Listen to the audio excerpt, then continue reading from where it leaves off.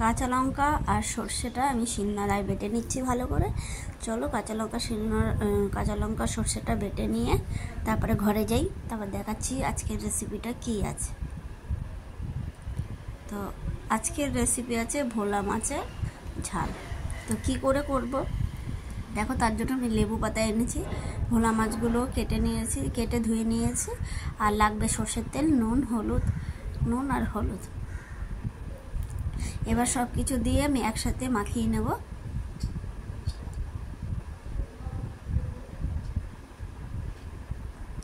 সঙ্গে দিয়ে দিয়েছি টমেটো, কাঁচা টমেটোই দিয়ে দিয়েছি।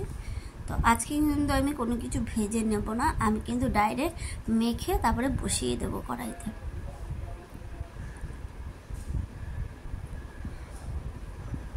তেলও দিয়ে দিয়েছি, সর্ষের তেল।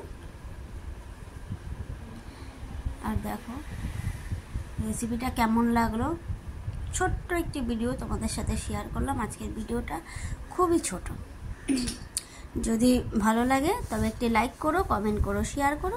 যারা যারা এখনও পর্যন্ত আমার চ্যানেলটিকে সাবস্ক্রাইব করোনি, please subscribe to my channel. পাশে থাকা বেল আইকনটিকে ক্লিক করতে ভুলো না, আমি ভিডিও ছাড়ার সঙ্গে সঙ্গে তোমাদের কাছে পৌঁছে যাবে।